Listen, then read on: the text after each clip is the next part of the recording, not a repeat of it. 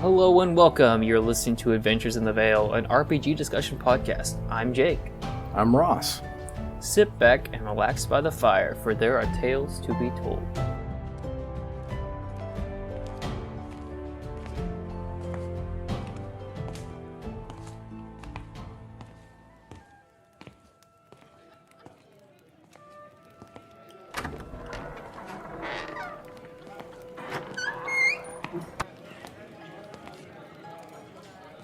Hello, travelers. Welcome to the Cozy Crow. Come and sit by our fire. May I get you something to drink?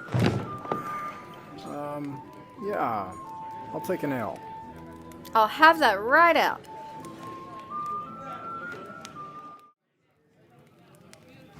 Welcome back to the Cozy Crow Tavern. My name is Ross McClure, also known as Mythic Mountains RPG, and here at the Adventures in the Vale Tavern cast, we talk about RPGs.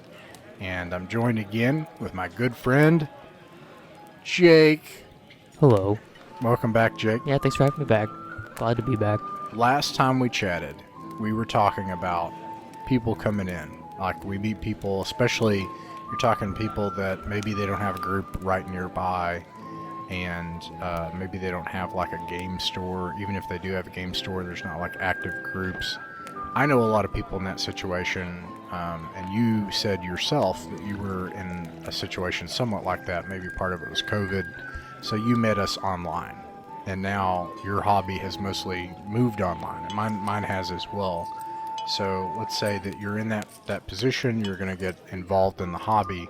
Let's talk about starting points. So a lot of times, if you're going to get started, my experience was you just have to be willing to dungeon master. And I believe anybody can do this. And you get the game, and you just start running it. You run it for your friends or your family, and that's how you can start a great game. So let's say that you're going to do that, and you're going to be a dungeon master, your new dungeon master. What would you say is like the first thing they should do after they intend to start running a game? So, do you have a group already? Or do you not have a group? Well, they're going to make a group. Okay, so that's the first step, is make a group. Yeah, first step is making a group. You gotta find people that you jive with and are also excited about your idea. So I guess that's where I would start, is figuring out a way to pitch your idea for the game. This like idea of, hey, 3 sentences, tell me what's your game about. Because if your idea of a game is, Curse of Strahd, then maybe you have, a great net that you're throwing of Curse of Strahd. A lot of players are familiar with Curse of Strahd, 5e players specifically, but this idea of, hey, we're going to go and, kill a vampire, that's the whole game. It's really gothic horror, that kind of thing. A lot of people are familiar with that, but if your thing is much more specific, like in the OSR, is very niche, or if you're like literally running a homebrew game, you sometimes need some time to develop a pitch, and like how are you going to convey your idea quickly and thoroughly. That's really interesting. Yeah, I guess it's funny. I wasn't thinking like that. I wasn't thinking like, what's the first thing you do to communicate the game? Oh yeah. But that's true. Like, how do you tell your friends that either they have like a popularized kind of popular conception of Dungeons and Dragons, they've heard of it because just about everybody's heard of it, or they have no conception. They don't know like what they're supposed to do at all, and how do you get them to get started in it? And I do like a little mini game up front is what I used to do. I remember I used to say, okay, imagine this. Imagine that there is a monster, and you see like you're sitting here, and you see a door next to you. The door is open. You can see a tendril moving its way into the door. You hear sliding noises. So you're describing something that's going on, and then I say, all right, what would you do in that situation? Just tell me what you would do. And they would say something like, well, I would just like run, or I would scream for help, or I'd get something to fight it with. And I'm like, there you go. Now we're doing it. You just did it. And that's very Dungeons and Dragons, is you have that call and response. But if you can put somebody in that imaginative space, the rest, to me, is not as important. The rules or the system or whatever it is. If somebody can start in their imagination, you can do just about anything. But if they can't do that, you that's like a showstopper. Right. I think that's the first step is being able to convey, what role playing is or what the game is consistent of. And I think a good touchstone for me whenever I'm approaching players is video games and movies. I think those are like the two things. Like, hey, have you seen this movie? Have you played this video game? It's like that, except we're not limited by a script and we can literally do what we want to do. Yeah. Okay, so let's say that the communication has gone really well. Your friends and family, they're like, yeah, we get it. We're going to use our imagination and pretend to be people in an imaginary world. Great. And you work out a concept. Dinosaur racers. You're going to race dinosaurs on the lunar circuit in space 400 years from now, because people do that. You're like, this is what we're going to do in this game. Now you've communicated it. What do you do as a dungeon master? Like, what is the thing that you have to do to prepare it? Do you have to have a certain level of experience to do that? And how long does it take? And what do you absolutely have to do? Okay, so dinosaurs in space game. I think I would start with giving players options of picking their dinosaurs, and that's where I start. I like, okay, so yeah, big picture here. When you're starting to plan a game, it just really depends on the game. Like, it's really hard to get really specific without getting really specific about the game that you were trying to prepare for. Well, let's talk about Dungeons and Dragons, right? Because all right. That's where many people start. That's how many people are going to start. They're going to buy a Dungeons and Dragons thing. So let's say that you're going to run Dungeons and Dragons, and you're a new dungeon master. What is the thing you have? What do you have to do? What do you got to prepare? How long does it take?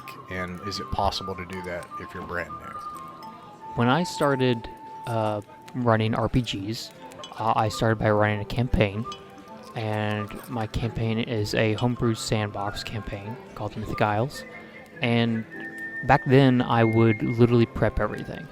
I would take the idea of this closed matrix, and I would spin. What does that stuff mean, though? Like, imagine like this. They don't know what prep is, or a closed matrix, or like what were you doing? Yeah. So I would take a small portion of this fantastical reality, and I would meticulously spend hours developing every square inch of it. I would go into writing like the textures of the floorboards and everything, and every molecule of this fantastical place was written on a notebook, and it was like a setting bible where I had everything planned out, and everything was real and had this quality to it.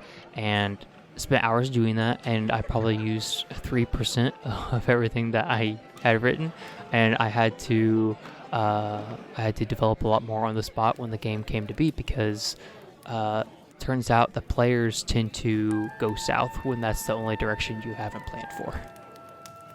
So you prepared the whole world and the things that might happen in the world, and then the players just did something that you didn't plan for. Yeah, I think that's how to summarize it. I think what I did was a lot of writing down character names of people that I intended for them to meet, but then they didn't go the direction of those people. And I wrote down, creatures that I thought they would fight and all the stats for them, but then they never went in that direction. They went in their own direction. And it came to be that I found out that if I'm going to be prepping, then I need to be putting my energy in the same place the players are putting their energy. And it's a cohesive story, right, between the players and the GM. So I think it really comes down to the type of game you want to play. I think if you're running Curse of Strahd, then maybe you don't need to be playing all kinds of different stuff. You can literally just plan okay, Strahd's gonna be here. We got that settled. and then probably need like 2 victim names that he's probably going to be attacking, and you need like maybe 2 or 3 locations, and those, then you're set. Like that's all you need is a location, a couple names, and your stats, your bad guy, and you're good to go. What it really comes down to is just, prep what you need, and don't overdo it. Okay, so we'll go with the Curse of Strahd example. So let's say you know that Strahd is going to be at his manse, his manor, and this represents a sort of lair of this evil, antagonist. And then he has the reincarnated version of his lover, Irina. And Irina is somewhere nearby in a nearby village, and then you've got and then you have another village that has like this innkeep. Maybe he knows some of the secrets of the world, or maybe the priest's son does, or something like that. So you got a few characters here. You're saying, instead of continuing to go, like, all right, this town, so there's 3 towns. This first town has it has a tavern keep. The tavern also has a worker. The tavern contains 12 different people in it that are there. Here are the names of the people. Here are everything they're doing. Here's the town priest. The town priest's son has been turned into a ghoul. He's in the basement. There are 12 other buildings here. Each building has a family. Instead of doing that, you're saying, all right, I absolutely need to know the antagonist. So I'm going to have him and his motivations. I'm going to put him in there. Because that type of game, you need to know about the antagonist. And then I need to know what the antagonist wants, which is Irina. And then I have to hook them into Irina somehow, so I have a town where they can come in, and I have somebody that can guide them. I have somebody that can hook them into this. So I absolutely need those 3 people. By the way, that's one way that you could do it. I'm going to throw that out there. You can have an antagonist. The thing the antagonist wants, sometimes you'd say, what the antagonist wants is either something that the players have, or the antagonist wants the players not to have something, but they have to be at odds with the player characters. And then you can have an NPC that can act as a guide, as in the hero's journey, a Gandalf or something, or maybe something not so grand, but either way, it's okay to have an NPC show up and be a helpful NPC, as it were. So you have these elements, and you only have 3, and let's say that fits on 1 page. And someone has never ran an RPG before. What if they feel nervous and underprepared because they just have 3 names on a sheet now? That's when I go to broad strokes. You have to use your broad strokes, and this is like a technique that I learned recently speaking in my RPG experiences, using these big premise, big picture ideas to fuel every smaller idea. Sly Flourish has their 10 rules, their 10 secrets, right? And you can use that method of write down 10 things that are just true about the world, and you can use those 10 things to inspire your game. But it doesn't have to be 10, it can literally be 3. It could be 25, it can be however many you feel like you need confidently to run your game. Excuse me. But what I would say is, you need broad stroke ideas. So, like you said, Strahd is fueled by this want to be with his lover. I think you could add, some type of big picture idea of, love being like the driving force, and you can engrave that into other areas of the game, and that creates this moment of foreshadowing. It creates this feeling of, gets all the players on the same train. Like, gets all the players in the idea of like, oh, love is like this driving force in this world, and it's like a major motivation for a lot of people. And it adds this humanizing aspect to that villain, and that's kind of one of the reasons that he's such a great villain. But yeah, broad stroke ideas. Like, can you give me some examples of what some broad stroke ideas would be for a Curse of Strahd game? All right, yeah, I'll try that. So let's see. Got Curse of Strahd, Barovia, the antagonist is Strahd. I haven't read through the entire module. It's been a long time since I've looked at Ravenloft as well. So some of this will be made up, but let's make it up. So, first of all, Strahd himself wants something. So he represents what in Dungeon World they called a front. As if they're like a weather front moving through. You're not exactly sure what the weather is going to be like, but you know that this force is moving through in the world and it's doing things and wants things. When you have this big, broad stroke you're talking about, and you understand that, when something happens in the world, you can improvise. So, to even go further back, in the end, you have to be willing to take the risk of improvising. And it's a skill, and you learn it more and more and more. But you could just do that. You could just make it all up and improvise everything. So, of course, that sounds pretty scary. It sounds scary to me, and I did not do that for tonight's game. I ran Traveler tonight. But I had to improvise a lot. But what you can do is create things that make that improvisation really much easier. So what a lot of people would say is prepare the thing that you cannot or do not want to improvise. This big front, what you can do is if you understand the fronts of the world, you understand what could naturally happen, and you can convey that and improvise it. Whereas if you haven't thought about that or don't have it prepared, you'll have a lot more ums and ahs, a lot more pauses. You'll have to take a look and stop. If you're using a module, you'll have to flip through it more. It's going to move slower, and it will feel more uncertain. It'll still work, but it'll be much smoother if you have a really good understanding of the world. And one way you can do that is by understanding the big forces in the world. And I would even say, like tonight's game, that's sort of what I did to prepare the game. I had, instead of what Sly Flourish calls the 10 secrets of the world, he stole that. The ancient masters of the tabletop hobby would say that it's just the rumors. It's the rumor table. Cool thing about the rumor table is that the rumors face the characters, which is an interesting thing. Instead of it just being the world, and then the dungeon master or the referee has to say, okay, I know this thing about the world, how does it fit into the character? How do I give that to the character? A rumor table says this is what the character would experience by talking to someone, by asking around, or by eavesdropping, or by naturally experiencing it in the world.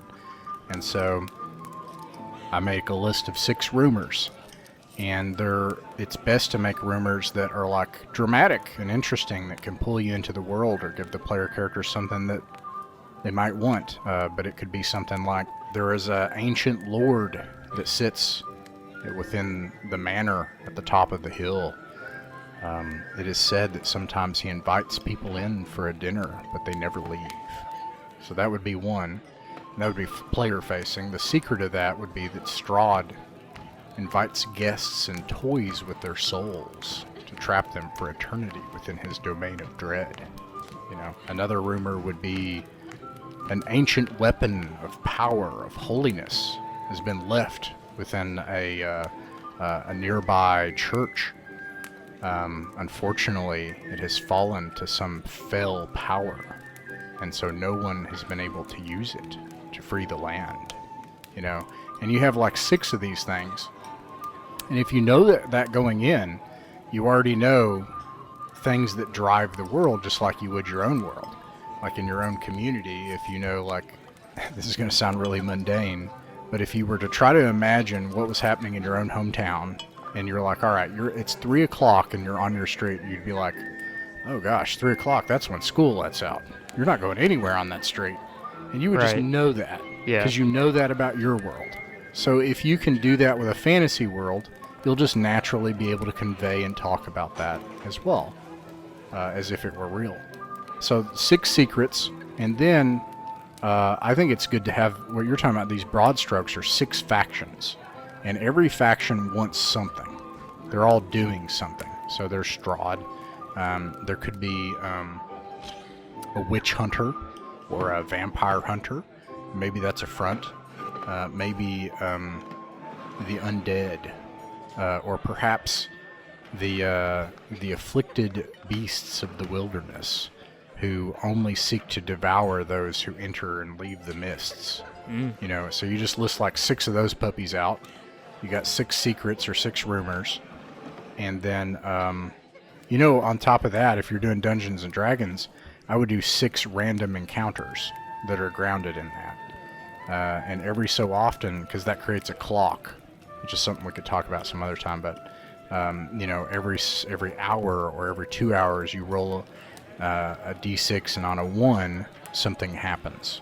So it's not something where you're just doing it contrived all the time, but it's like an ecosystem. It's like something out there in the world. And maybe you have wolves, vampiric thrall, ghost, you know, and you have those things on that table. And with those 3 things, a table of 6 things that could happen, 6 factions that are doing something, and 6 secrets or rumors, you have, to me, everything that you need. Yeah, I think if you have some of those and you get really excited about it, then don't feel like you need a limit to 6 though. Like if you're like ghosts, and then there's probably some victims too.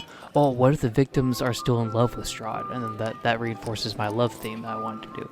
And then the player characters are at this like, hey, we need to save you, but then they have like Stockholm syndrome and they don't want to leave. And like, what does that encounter look like? Like these ideas, like if you get excited about an idea, don't limit yourself to write it down. And then if it doesn't come up, then it doesn't come up. But you know, the more you have, the better. Like, don't feel bad about prepping a lot if you are enjoying that process. For some DMs, the prep is where they get a lot of joy from. I get a lot of joy from like thinking of it from like a bird's eye view. Like, what if there was an encounter that was just a bunch of candy in a bowl, but if anyone touched the candy animates, and then it wants to eat the player characters? Like, that seems interesting to me. And then that's just an idea that I can plop in any game at any time, right? So if you have an idea, you know, don't feel bad about spending an hour and a half just writing down ideas. You can improvise a lot, but you don't have to. I mean, you can have things prepared and organized and ready to, you know, display. Have a little bit of a showmanship about it. Yeah, that I agree with that, and I don't want to make it sound like prepping is a sin or something.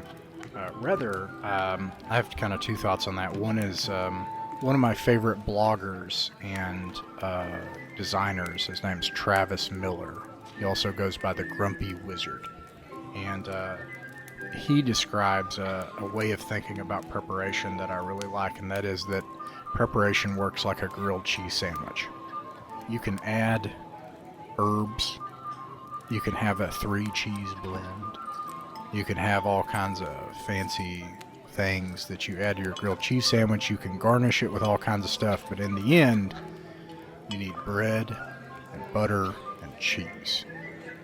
If you got that, you can go. You could have a great grilled cheese sandwich if you have those 3 things, and then everything else you can just make it better. And the other thing that another person that I really enjoy what he has to say about prep. So there's this idea that there is what you need to prep. And one of the things I did like about Sly Flourish's The Return of the Lazy DM was he said, hey, look, here's a checklist. Do this. You'll have it done in 15 minutes. That was wild to me. First of all, the idea that it could literally just be a procedure. Like, you could just do the thing he's saying, and it will work. Right. And I'm suggesting that right now. Like, understand your world, have 6 secrets or rumors, have 6 factions that are doing something, have 6 things that can show up every so often. Bam, you're done. You could probably knock that out in 15 or 20 minutes. You could probably prep that once and have multiple 2 to 4 hour gameplay sessions without even changing it. On top of that, though, you can have fun and embellish it. And there's a guy named Kevin Crawford. He made a game called Stars Without Number, Wolves of God, Worlds Without Number. I'm actually going to include that in the description. The Worlds Without Number book, it's free. In that book, he says, prep what you have to prep, then prep until you're not having fun. So just like prep what's fun, but obviously you have to do what you have to do. And if you can just improvise it, because like let's say I use Star Wars as an example. If you're a Star Wars nerd, like an absolute nut, and you know where all the cities are on Tatooine, all the major settlements, Mos Espa or Mos Eisley, you know all those different Mosses, whatever. And you've seen the layouts, and you've played Battlefront 2 back in the day, and you know where every building in that place is. And you think you could just like convey that to a friend? Hey, don't worry about it. Don't write anything down. But, you know, like anything else, if it serves to help to have a memory aid, you could write down 6 factions in Mos Eisley. The Imperial Army Regiment that's garrisoned, the Imperial Garrison. The scum that work for the Hutt Cartel. The Hutt Cartel wants to try to squeeze out local businesses. The Exchange is trying to become legit, and they're trying to develop a partnership with the Imperial Garrison. The Imperial Garrison wants a status quo.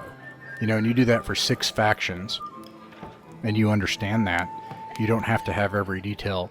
Do that 15, 20 minutes, bam, you're done. Everything else now you're just having fun. Yeah, I mean, you get excited about the idea, and like, what if there's a speeder guild, and we have a bunch of speeder bike guys, and that... Right, and wow, that sounds fun, a speeder guild. Yeah, and then you just have like that guys, but then you're like, well, if there's a speeder guild, there's probably like Jabba problem, so maybe that's like the first encounter I need. It's like a Jabba infestation, and have all those guys show up with ion guns. Yeah, I mean, if you know it well enough to start going, then yeah. But if you need, you gotta start somewhere. That's all it is. You start somewhere, and wherever you are excited about or whatever you know about, start there, and then just spend a little bit of time, you know, of however you determine the time limit too. Like if you need an hour, take an hour. If you need 10 minutes, take 10 minutes. You know, don't feel bad about needing more time or only needing, you know, 10 seconds. Like I only need, you know, what you need, and then you're confident about it, then you go, you know.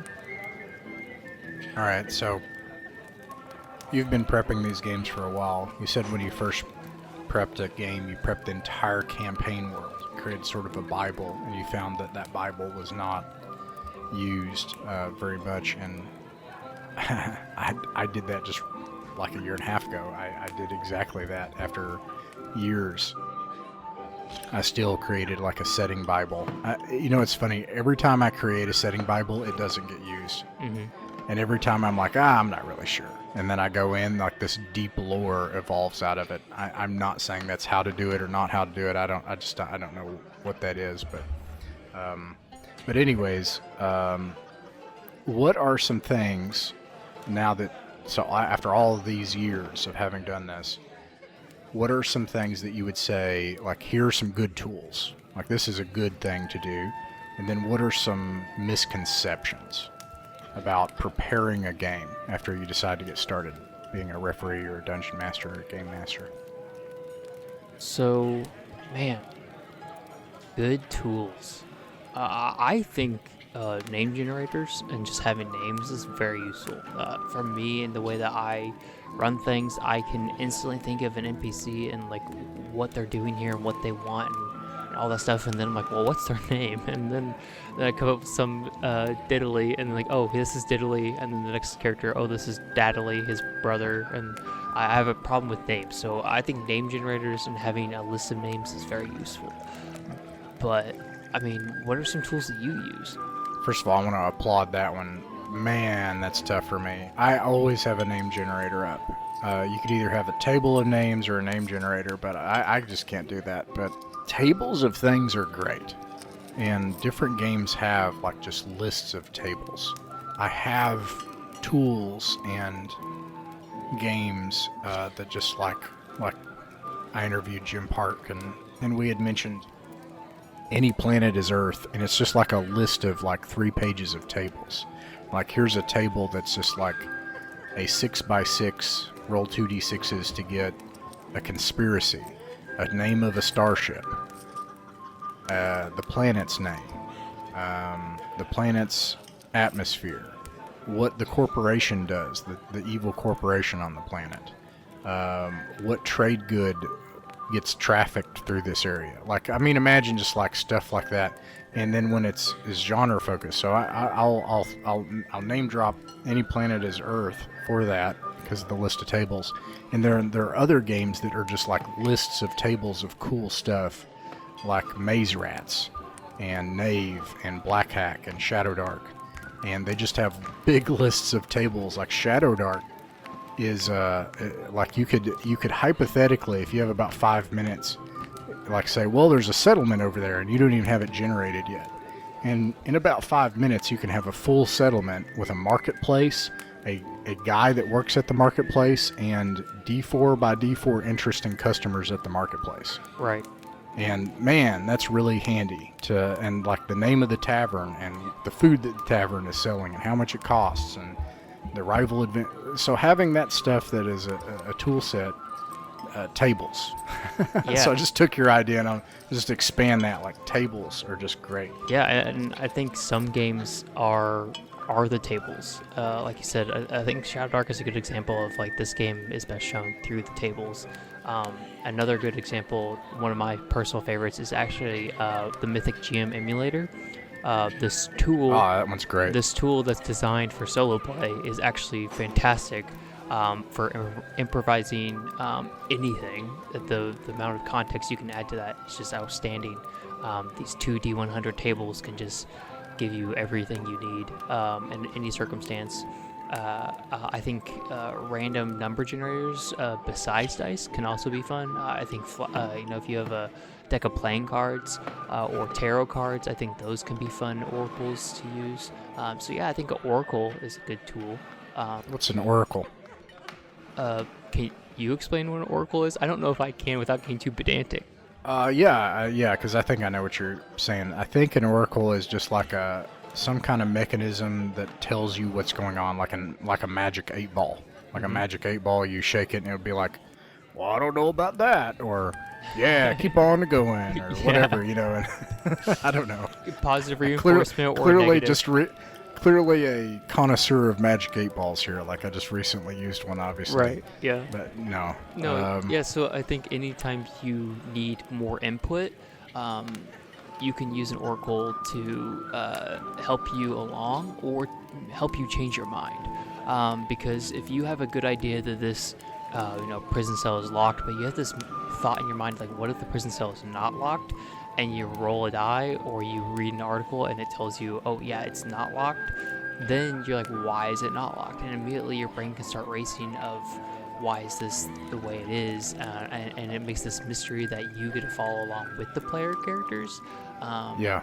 And I think that's something special. A tool that I use now, I've just recently fell in love with, is actually the hazard die. The D6 yeah, that's fun. The D6 hazard die is great. You helped me write a D12 hazard die for my personal setting. And each entry in it is like its own thing, and it just helps so much of add context and nuance that I couldn't otherwise have on my own. Yeah. Okay, so what would you say is a major misconception about preparing your first game or preparing games? I would say that you need to have answers at all.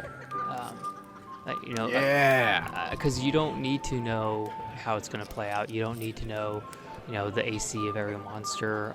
You don't need to have everything laid out. You can have things. You can improvise things. You can make mistakes, and it's okay. It's all right. Yeah, that's actually a good starting. I so agree with that. You can start with the assumption that you can just make some stuff up and present interesting situations for your friends off the top of your head, and it'll still be good. Like, actually, that's probably a good starting place. And then on top of that, from there, then you can say, well, yeah, you can prep something simple so that you have something, and then from there, just as long as you're having fun, you can just add the dressing and stuff on top. You know what else prep can be? Prep can just be stealing things that already exist. Yeah, I agree with that too. You can just take a module and wholesale run it. I don't know if you even knew this, but I ran Salt Marsh for you, and I don't think you knew about it. Yeah, no, I don't think I did. And I've actually, this is how well I did it. Sorry, I just want to say this is how well I've done. I've actually ran the same exact module for you 3 times, and I don't think you noticed any at the time. that is rad. That's pretty rad. Yeah, that is pretty wild, and that is a great use of modules. I will say, yeah, I'm gonna give my opinion here. The brand Dungeons and Dragons 5th edition modules are not good for what you're describing. That's an opinion of mine. However, a lot of modern modules, and I'll drop a few here. They have straight up made me lazy. Like in terms of how easy they are and how I can just like open them and just use them and not prepare anything else. Shadow of Tower Silver Axe by Jacob Fleming. Everything Jacob Fleming has written, like you can just open it and use it, maybe skim through it one time, and then just allow yourself to be surprised right along with the players, and it just runs itself. There are all sorts of adventures like that. Oh, the Black Worm of Brandonsford. That's almost like something I would just tell people to start with. It's so easy to run. And it is just like, here's a bunch of interesting situations, and that's all you need. Yeah. I'll tell you what I think is a big misconception, that it is people will take this emphasis on simplicity that I'm giving, and they'll see it as condescension. They'll say, oh, well, you don't think I'm smart enough. And the truth is the opposite. That the secret to me to getting started is both simplicity and eventual mastery of tabletop role-playing game preparation is then finally in simplicity. It starts there, it ends there. Simplicity is actually elegance and a good thing. It's not, so when I say start simple, I'm not actually saying you're not able to do something complicated. I'm saying that is a mark of doing it well. Right. Yeah. Is when you can be simple. And that Matt Colville kind of describes what he would suggest as the ideal starting point. Justin Alexander is another person that talks about this being kind of where he would suggest people start in his new book, So You Want to Be a Game Master. Cave with goblins in it. Yep. And that's it. Probably Just a some cave, treasure in there too. maybe 3 rooms. So here you go. You got 3 rooms, room 1, 2, and 3. They could literally be in a line to start. And this is what I'm talking about, how it sounds condescending. It's not. If you can do this, then suddenly you'll find yourself in a 2-year-long campaign you can't get out of. Like if you just do this. Is room 1, 2, 3. They have goblins in it, and that's a problem because blank. That's a problem because the innkeeper's daughter was taken captive, and so they have somebody back there that they have captive. It's a problem because the local witch is using the goblins and experimenting on them, and they have a strange power. You could make this up. You could look for it in a movie. You need a twist. There's goblins in a cave, and that's a problem because blank. And yeah, throw some treasure in there. And then you're good. That's all you need. This is the man. You're so on point by saying like it's an elegant thing to have simplicity, because sometimes, like if you're starting simple, there are multiple times where I have not prepped enough, and I have kind of had to tread water to keep my game afloat. It's not something that you can nail every time. You know, sometimes you're going to need more prep than you would have, thought you did, because you prep one thing and players go the other way. Now you got to kind of think on your feet, like, oh, this is somewhere I didn't think we were going to go. So let me just try to throw this together real quick.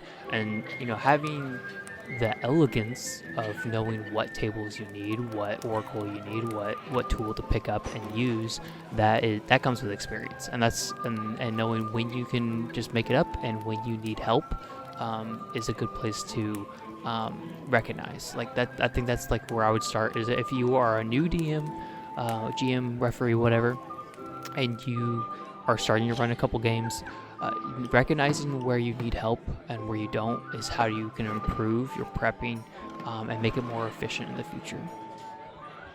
Yeah, and actually this kind of keeps getting brought up. Anytime people talk about preparation, we will always mention, well, the players might do something unexpected, and that's true.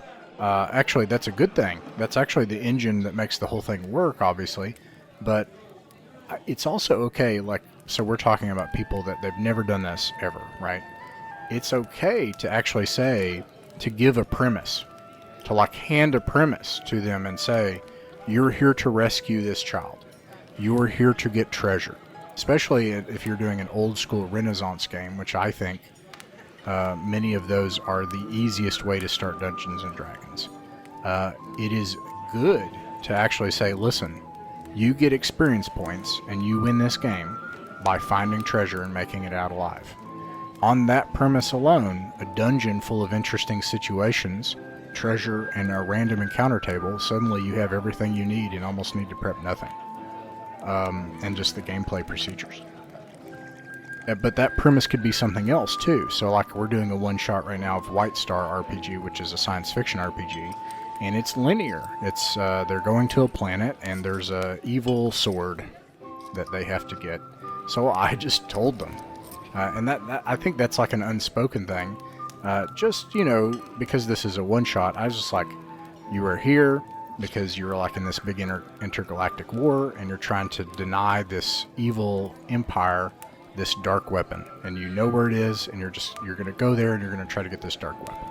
And then the story becomes about the choices they make. It's okay to have a linear thing, and if it is linear, present the premise, and then on that premise allow them to make whatever choices they want. So it's linear, it's not a railroad. Now, that's a good starting point. You don't have to do that, but I think it's okay to. And then from there, it is magical when you open up the world and you can say, you all tell me what you're going to do now.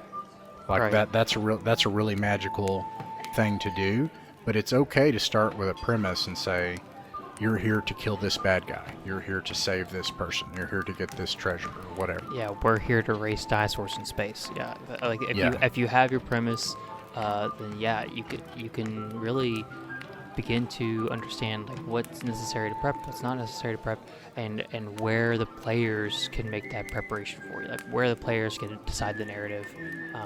And yeah, like you give them a list of dinosaurs to pick from, say, hey, we're here to race dinosaurs, but you let them pick how they race, you let them decide maybe who goes out of bounds in the track and what's defined as they go out of bounds. Like those type of things can be really fun, and getting to explore that with them, I think, is one of the key things that what I enjoy about DMing, is when things do go off the rails, so to speak. Yeah. Yeah. Yeah, and I mean, in session 2 and 3, it's also okay. Here's some other things that people, I think, are kind of misconceptions. It's okay, and then in session 2, to say at the end of session 1, all right, what do you want to do next time? Right. And then they'll say, we're going to go check out that castle, and then it's okay to say, all right, next session, we're going to go check out that castle. And you do that, and they're your friends, and you're playing a game together. It wouldn't feel any better if, like, the players were like, we want to check out the castle, and the dungeon master showed up the next time. They're like, actually, I have this completely different game. And yeah, that would, the truth that would is be awful. Yeah. Yeah, it would be awful, and so it would be awful likewise. So the dungeon master is also a player, so it's okay to ask questions and communicate and be like, well, you all wanted to go to the castle. That's what I've leaned into. So let's do that this time, and then if you want to do something else next time, just let me know what you want to do next time. And it's okay to verbalize all that and actually say it out loud. Yeah, I think that's something that people don't talk about a lot, is like, man, I kind of just want this magic sword, and a DM has a very different idea of what getting that magic sword looks like, and sometimes there can be a bit of a miscommunication there between, like, I thought we are just going to have a shopping montage, and we never got to go shopping. I was just going to go shopping, and the DM maybe had a very different understanding of what they thought attaining the magic items looks like, and what this world is, and having to step back away from the game and just have these discussions about larger pictures for the game too. I think that can be a healthy way to go about it too. Yeah. Okay, cool. So, all in all, if you're brand new, I think it's possible to prepare. I think it's fair to say you could prepare a excellent tabletop role-playing game session, and I bet it can be done in 15 to 20 minutes if you've never done it before. And if you spend your, as you called it, your shower thoughts, your away from the table time thinking about it, and you build on that, you just have an even better session. Yeah. And you make stuff for it. If you whatever brings you a lot of joy, your players will end up finding the joy that you've put into it, and they'll end up loving it more for that. So Yeah, I think you can just steal things whole face and like change one or two things, scrape the numbers off and use that too. Yeah. That is me. I'm so lazy now. I just want to pay someone else to do it because I've been so spoiled by such great game designers and adventure writers and stuff. But okay, so Jake, thanks a lot for hanging out with me and talking about role-playing games. As usual, you could find us on YouTube. We have an actual play channel where you can join our games and listen in on our games that we play together. We also have a Discord, which is where we actually, it is our play club, and that's where we actually play our games. I'll include that in the description below. Oh, is this new? You have this, I haven't ordered this before in the Cozy Co menu. Is this new? I want to order this one. It looks chicken dumplings. That seems exciting. I want some now chicken I'm dumplings. hungry. Oh, man. I didn't know Cozy Co updated their menu. That's great. Excuse me, can I order one of these? Do we have any of these right now? Chicken dumplings? I think they're closing up. Oh, of course. We're pushing things. Oh, maybe here, next time. I'll order that next time. I think they'd be used to us by now. Oh well, they'll get used to me eventually, I guess. Thanks for having me, man. No, Right, yeah, have a great night. yeah, you too. Mythic Mountains RPG is a private online play club that focuses on folk RPGs. Folk RPGs are the games that belong to all of us.